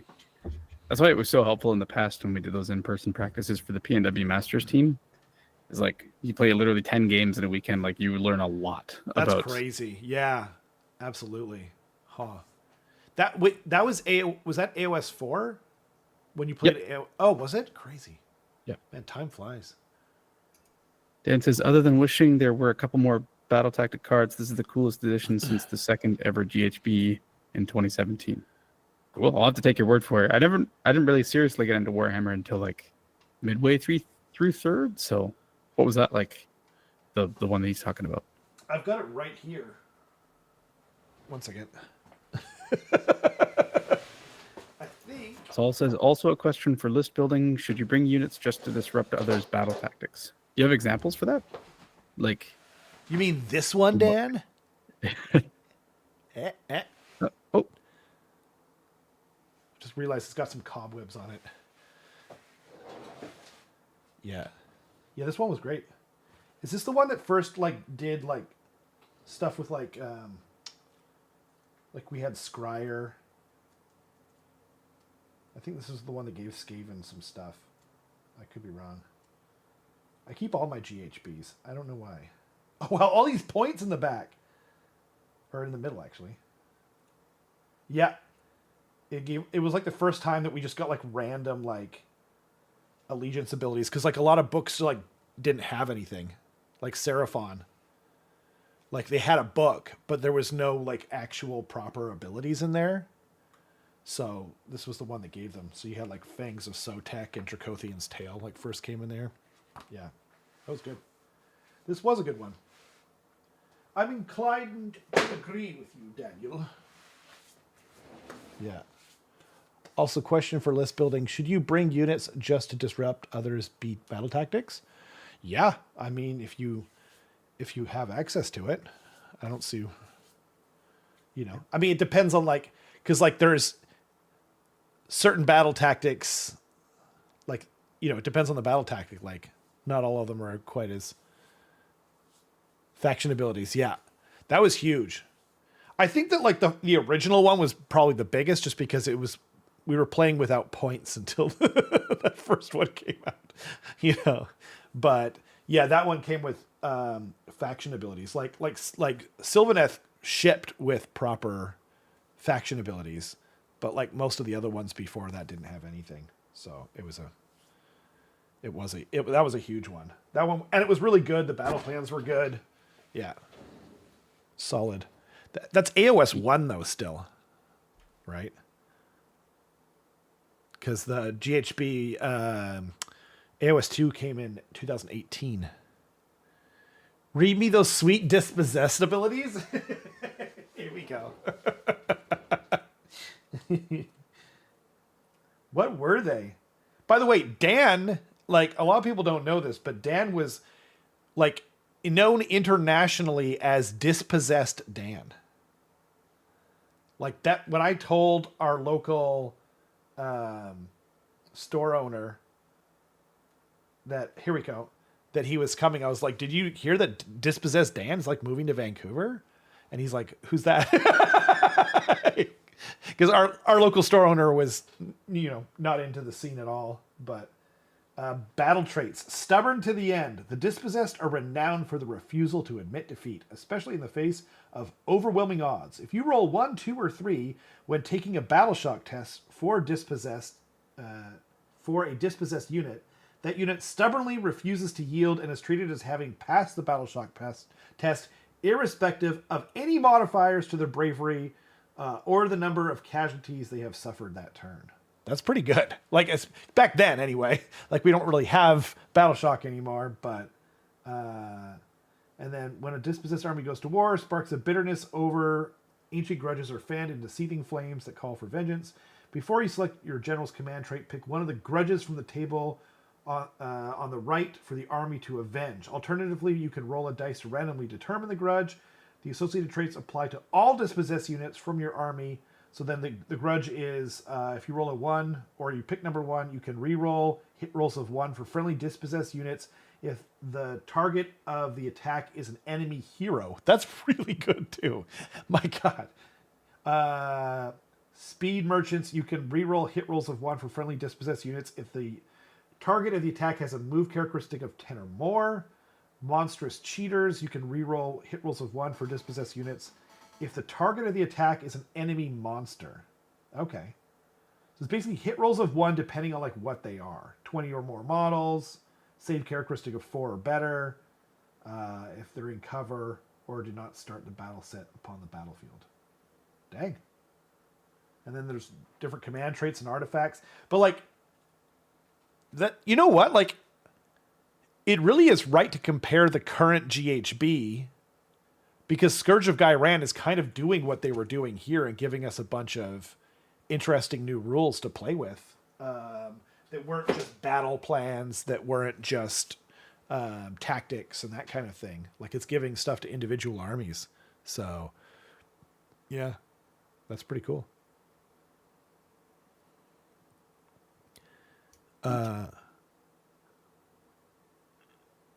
So Saul says, Honest Wargamer was saying that he thinks this GHB is going to be heavily reliant on primary for scoring, with battle tactics being more of a win more in most cases. I don't know that I agree with that. I think like most of the time people are going to probably design lists so that like they can at least reliably get, 1 from each battle tactic, and they'll probably be playing with that in mind. But I mean, in every battle that I've played, except the ones against you, I've gotten at least 3 battle tactics. Total. Usually 4. If that's the case, then that's, what is that, 15 points? Yeah. They're 4 each. They're 5 each, aren't they? The battle tactics? Oh yeah, you're right. Sorry. Yeah. I'm tripping. So 5 each. Yeah, right. Yeah. So at least 15 points. Yeah. So like you score 15 to 20 points. Like 3 to 4 battle tactics is like a normal amount to score during a game, I think. But if you're scoring like 20 on primary, it's tough. Like I don't think that you could say relying entirely on primary is like a correct thing to do, especially because so many of the maps are so spread that you can't prevent your opponent from stepping on at least one circle. Right. And if you step on one circle, you're scoring half of the total primaries for every battle round, essentially. Like it's almost always 1, 2 more, 5, 3, 2. Yeah. So, and like 1 and 2 is really quite a lot, right? Right. Like it's been scaled up quite a bit. Sorry, go ahead. I know. I think we're all saying the same thing. Like I think I'm saying the same thing that you're saying, and Ladivicus is saying. You're reliably going to get 3 or 4, somewhat reliably, or at least 2. So like, yeah, I don't know that I think that it's like that they're like there was 2 sort of there's 2 what do you call schools of thought going around about like how people are going to treat them. Some people are saying that like they're going to be ignored, and other people are saying that they're like that's how you're going to win games. But it seems like the truth is probably somewhere in the middle. Like, yeah, I don't know. Yeah, I think so. I think I honestly don't really know what to think for what's going to shake out. It really is too early to have a strong opinion about this, in my opinion. Like, there's just so much that's different. Like the battle plans have fundamentally changed, and battle tactics have changed such that you're not expected to score a battle tactic every turn. Like that in and of itself is actually secretly one of the biggest changes, I think, where it's like, not only are you not expected to score a battle tactic every turn, but because you don't have to, you can spend entire turns just positioning, which is completely changing how the game normally plays, which is like, I want to just position, but now I got to go do this. Or I want to just position, but I don't have goober units to go do my tactics kind of thing. Right. So no, you don't have to build those goober units into your lists anymore. You don't have to spend entire turns like doing a backflip with a hula hoop just because the game tells you have to do that. Now it's like, if you really want, you have 2 turns of like, I don't have to do anything. I'm just going to stand on circles and wait. Yeah. Or like just slowly position closer to my opponent to pressure them into doing something. And that really changes things. And you can like, some of them too, you can like achieve all, like theoretically you could achieve all 3 on like on the turn where like it's possible. Like there are battle tactics that exist where you could achieve all 3 of one card on a turn where you took the double and then score them in subsequent turns. Like the treasure one, intercept and what's it called? Recover? Yeah. Yeah. So it's so wild out there right now that I just don't think we just don't have enough information or games in our system. But it's fun. It's so much fun. This is actually like, so I've always enjoyed index editions, right? And this one, because of the way like endless spells were reworked, there was a few different things where it wasn't quite as fun. I think the balance was just a little far out. And there was, you know what I mean? Like there was some stuff like that, but like, I don't know. I could be wrong and it's still way too early to even say this, but like, it feels like this new GHB is like kind of what I was hoping for with the index edition, where things are really wild. It's the real Wild West. And yeah, I'm enjoying it. I am too. Yeah. I am too. Yeah, I was happy to be done with my last game this weekend of the old GHB. Where I was like, this is kind of I mean, obviously it's getting stale. I've played upwards of 250 games of it. Like it's it's gonna get stale, but it's nice. I think it's gonna be much more dynamic in the new GHB. Right. Like, Seems games like are gonna be much more back and forth and kind of like positioning and stuff like that instead of realizing that you've lost on turn 2 kind of thing. Yeah. Yeah. They're more dynamic and like in your game, I think there'll be more games like you had with John in the new GHB where people can make amazing comebacks, you know, and hope isn't really lost until the game's fully over. Yeah. Unlike your and my game, though. That was the opposite of that. Yeah, that was just... Smack. Just like, ugh. Yeah, yuck. Yeah. Ew. Dan says, it felt to me like last GHB was completing battle tactics every turn is how you win. And this one is playing the primary is key while also playing for your battle tactics. And that's really how it should always have been, you know? Like the way it worked before, you're just like, if I don't score a battle tactic every turn, I'm probably going to lose, you know? And that's what it feels like. And so it's kind of more stressful too. And it's less strategic too. Like there's no setting up. It's just like, I have to go from A to B to C to D. And there seems like there's less critical thinking in the old way too. Whereas the new one is just more like, okay, it's fluid. Yeah. Yeah. My legs are, everything's in shambles. It's hanging in tatters. Yep. No spit. No spit. Yep. Raw dog. Unless your Gargants, 2 or 3 of the battle tactics seem impossible for Gargants. Unless your Gargants, 2 or 3 of the battle tactics seem impossible for Gargants. Just saying that there's not a lot of good options for Gargants. Like, yes, that I agree with. Absolutely. It does seem like a tougher one, but who knows? I don't know. Yeah. Yeah. We'll have to see. It's gonna be really interesting to see how it shakes out. I'm excited for Battered Bison. I know lots of good players are going to be showing up there, and that'll be the first time that, like, I distinctly remember when we went to Tacoma. Yeah. Everyone was like, "Oh my God, Carson's ogres are crazy! Like, it's going to be some nutty thing." And I actually ended up doing not that well and being surprised by certain things. And I'm like, I'm prepared for that to happen again at Battered Bison, where I feel good about the list that I have going into it, but I don't have like high expectations, if that makes sense, because it's such a wild west that you're going to be surprised by something and be like, oh my God, that's how that works. Yeah. And then once you see it on the it's untested, really. Yeah, exactly. Yeah. Everyone's is. Man. Am I crazy, or was this the title of another recent episode? Was it? I don't think so, but maybe. I made it at the very last minute. Demandred. It's very similar. The last one was talking the new GHB and Edmonton Open, and this one is new GHB and Edmonton Open. I apologize for nothing. I mean, yeah, it's hard to. I was last minute. I was typing away. I'm sorry. Yeah. And the funny thing is, like, yeah, this should have been like looking back at West Edmonton, or the Edmonton Open and the West Edmonton Mall. I was going to say, apparently. Yeah. Here was. I'll be right back. You hold down the fort. I still feel like there are cobwebs on my hands. Sure. GHB. I'll be right back.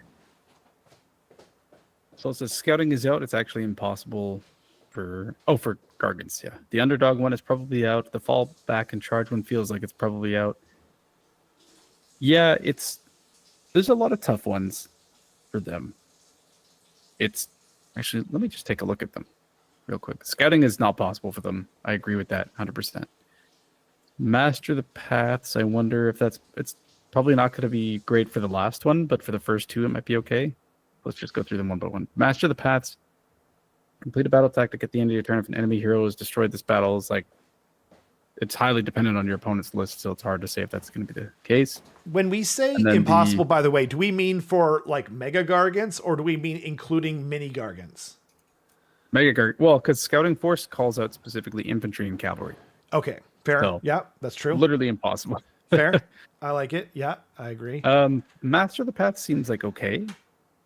It's just the last one that seems really unlikely. Restless Energy. To control control an objective that was controlled by your opponent. And the last one is if you control every objective within enemy territory. If there are no objectives within enemy territory, you can complete this battle tactic to control every objective that was controlled by your opponent at the start of the turn. That's like seems unlikely, but okay. But the first one is quite likely. And then that one's unlikely too. Intercept and Recover seems fine for most people. Wrathful Cycles. That's true. Wrathful Cycles is the underdog one, which I think. Right. Yeah, actually, that's kind of easier because fighting with half your army is. Yeah, that's not bad. Yeah. And like, Gargants, if they're going to be the underdog anyway, then that sort of plays. I actually took Wrathful, and I don't mind it, but I think you need like a fast army, and hope you don't go into Khorne essentially, because actually, no, Khorne is really good against that one. Yep. Or like Khorne is really good at denying that one, I should say. Right. Yeah. Wrathful Cycles feels like I'm going first battle tactic, if that makes sense. Where it's just like you do your first turn, you score a bunch for your opponent, and then you probably make them the underdog in the second turn, and then you go under second turn, and then in third turn is when you kind of start to do your resurgence and other stuff. Right. But you have to be like really deliberate about how you're playing the game. That's true. So I could see if you wanted to do Wrathful Cycles where it's just like I score a tactic turn 1, go up. I'm not the underdog in round 2, but I will be in round 3. And then I do all of the rest of my tactics. Right. That makes sense. Or if someone doubles you. And then combining that with something like Intercept and Recover, where it's just about killing round stuff. 3, 4, and 5, you're just killing stuff. Yeah. I could see that being an option. Yeah. Well, and Gargants, like, you could make the argument that especially with the smaller objective sizes, that they are inherently better at playing primary. Because they just need that toe on. And they count for so much. And they're pretty good at killing stuff, and they're hard to kill. They're actually kind of good against Intercept and Recover, too. Because they're so freaking big. It's like to score, you have to kill 3/4 of my army to score all 3, but then again, I guess they're hard to hide as well. So there is that. The Gargument. I was about to say, what do you think about the argument? Cause like, were you there when Kenrick talked about Gargants? Right before we did the last battle report? I think so. Why? What were you saying? What was he saying? He was saying, and I think I think I've only ever heard him make this argument, and I'm not saying that he thought this up first or whatever, but he basically said that he plays Gargants, by the way. He is a Gargant player, and so, but he was kind of saying that like Gargants, in his opinion, should be like almost at like an inherent disadvantage, if anything. Like if you have to go one way or the other, they should be at like a slight disadvantage because like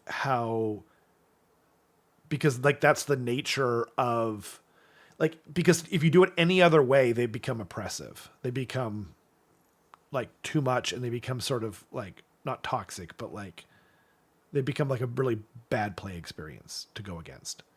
And so, and like I was thinking about, so when 8th edition of 40K came out, Knights were like really strong. And so everyone played Knights, and they're very easy to play. And it was a similar kind of thing. And then at the start of 10th edition, there was something similar because of the way some of the obscuring rules worked. And then on top of that, and then there was at a point in AoS 2 where Gargants were like really, really strong. and it's just like not a normal, experience. It's not like a normal, like, this army is strong experience. And I just thought that was an interesting idea, and I'm kind of curious. I'm not saying this as my opinion. I thought it was interesting, and I was wondering what you thought, what the chat thought, that kind of deal. Yeah, I think, I mean, in a perfect world, they're not too bad or too They're good. just balanced. But, yeah, for sure. Yeah, exactly. For but sure. If I had to pick one of the two, I agree. Like, they should probably lean on the side of being not as good, just because you never want, like, it was one of the most frustrating things to see at the start of fourth is people pick up Night Haunt and just like right erase the table and do like get all the things kind of thing. And you'd see people that, you'd see people like pick up Night Haunt that normally wouldn't play it and normally don't do super well at tournaments, like winning events. And you're like, oh, like, yeah, maybe this is a problem kind of thing. And at that point, that's like when something's like really simple or obvious to play, it probably shouldn't be really good as well. Right. So I understand that for sure.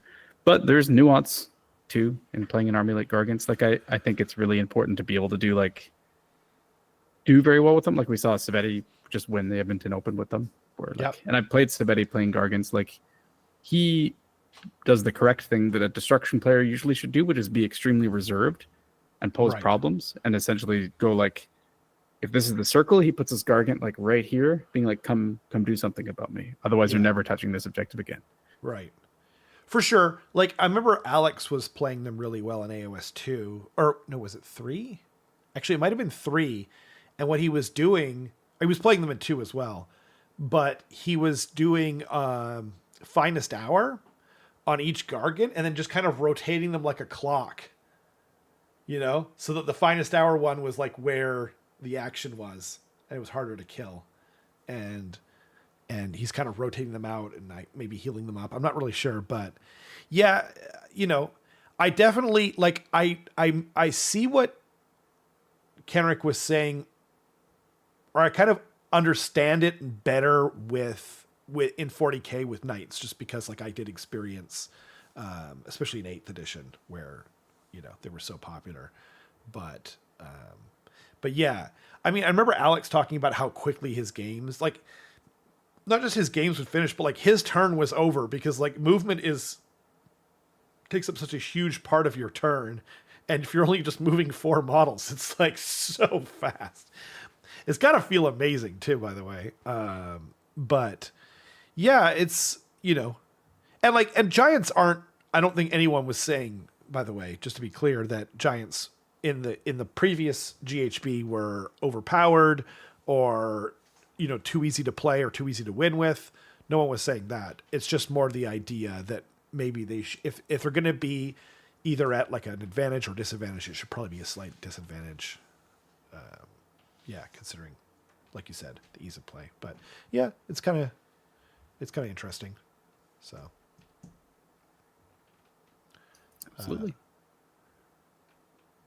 Gargants can block the whole objective, so even if something charges and piles into them and kills the model, they won't be able to get a model on the objective. So it'll stay controlled by them.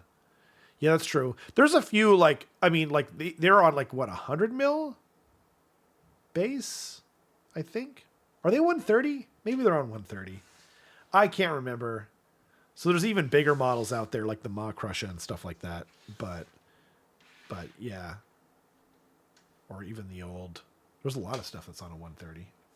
Like the freaking what's it called? Endless Incarnate of Gur is on a 130. They're on 130s, yeah. Okay. So yeah, they can definitely cover that. But there's quite a few models that can do that. It's kind of an interesting idea, though, and strategy.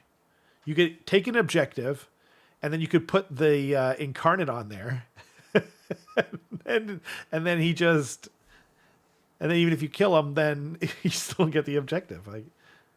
Unless you're ogres or something with fight twice, and then you can pile in again after you kill it the first time. Right. But still, pretty cool idea. Yeah, I like that. That's the issue with elite, hyper elite armies. Any adjustment, good or bad, is magnified significantly compared to an average army. Yeah. Yeah, that's true.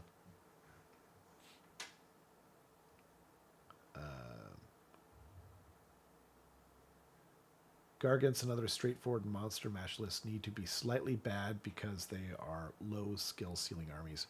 Yeah, I'm not sure that they're low skill ceiling. I don't know. I don't play. I actually don't play any of, like, I don't play Gargants and I don't play those lists, so I wouldn't want to comment on that. That might be true. That might be true. And if it is true, if they are lower skill ceiling, isn't it more the issue is that you can play them with a lower skill floor though? Like isn't like the skill floor being so low and then being strong, isn't that like a bigger issue than being a low skill ceiling? Because like, who among us would dare to say that we're hitting that ceiling of skill? You know what I mean? But I don't know. Yeah. By the way, did you message me? No, it's Darren. Okay, cool. Yeah. Nice. Okay, Gargants are designed, in my opinion, Ladivicus says, to be a gatekeeper. They shouldn't be an easy 5-0, but they sure as hell keep some lists from being surefire 5-0s. Huh. Yeah, I think I like that idea, and I agree. Pat saying, I was consistently finishing my games in 1 to 1.5 hours earlier than everybody. That sounds amazing, by the way. Like, that sounds like a lot of fun. I did, sort of buy into Giants for a bit there, and with just being attracted to moving 4 models around the table and being done super quick. It seems like a really fun Timmy thing to do. Takes a lot of mental load off too. Just like watching what your opponent's doing and being like, just moving. Like, yeah, exactly. That's me. Yeah. I moved a quarter of my army. I moved 50%, 75%, 100%. Would you like to redeploy? Like, ooh, yeah. Maybe I shouldn't have sold mine to Kenrick. 130 million, or something that changed and hasn't fought, but that's a whole other unit committed. More than lower skill, I'd say lower complexity. Yeah, I mean, that's partially what it is. But like, and it's not really an insult to playing them, like it's at times I think it can just feel like a quality of life improvement when you're not, playing Zeech or some other kind of Byzantine army where you're just kind of going like, God dang it. Like I need like a spreadsheet to play this damn thing. Gargants are super fun to paint. Yeah, there's that too. Quicker to paint because you're just painting 4 big monsters. Yeah, I like that. I like that idea. Nice. Is there anything more we want to talk about the GHB at all? Or is it still too early? It's kind of tough. I feel like I'm going to have a lot of findings after Battered Bison. I really hope we can do the stream next week because I feel like we'll learn a lot about kind of what people are playing. Right. And like the general. Wait, you mean do the lists review? Yeah. Right. Yeah. We will be doing a stream next week. We'll see whether or not. Beefy, if you're watching this in the future or now. What? I completely forgot to show off something from the Edmonton Open that my partner got for me. It's a little duck inside of a die. Ha! It's like a casino dice. I like it. Yeah, exactly. That's cool. I like it a lot. You can't see it very well, and then also on stream. Yeah. Order Chaos. It's just a punk band from Edmonton. I got confused too because it's the Grand Alliances. Yeah. Nothing to do with that. Don't worry. Yeah, she was very kind and got those for me. I will use this as my prio dice and say the duck inside does not affect the weight whatsoever, and stop asking questions of why it rolls 6s only. Is his name Howard? Maybe. I don't know. Why not? Why not? But yeah, I don't think there's anything else. What's up? Are you too young to know who Howard the Duck is? Yes. Okay. For shame. It's a great movie. I haven't seen it in like 20 years, but I think I remember it being very, very good.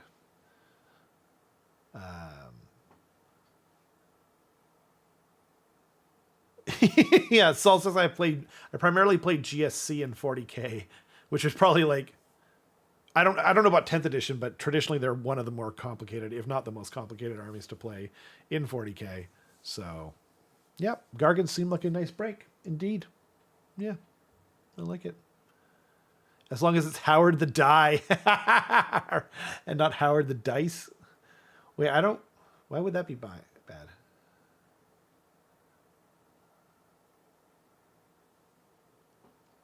I have no idea.